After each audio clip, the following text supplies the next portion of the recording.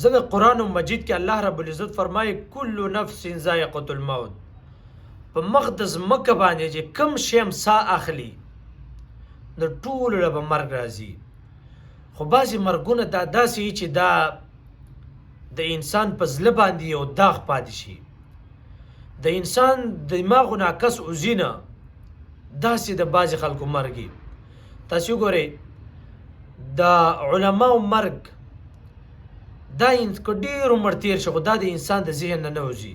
لکه مولانا بجلیګر صاحب کله وفات شوی دی خو د انسان د دماغو نه دا نه وځي.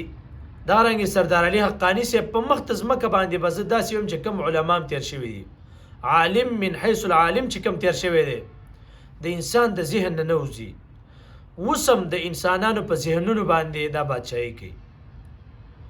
نو یو علما دی چې د انسان د ذهن نه نه وځي. دویم په ځوانۍ کې چې کله څوک مړ شي او داسې ځوان چې هغه غریبي پې تېره شوي، داسې ځوان چې پلار یې مخکې وفات شوی، داسې ځوان چې ټول خاندان هغه ته سترګې چې دا به خاندان راټینګوي، دا به د مور او پلار خدمت کوي، دا به قوم خدمت کوي، په خاندان کې په کور کې دقه یو کسي او هغه په ځوانۍ کې مړ شي، هغه په مسافرۍ کې مړ شي او تا له دغه باډي راوړي.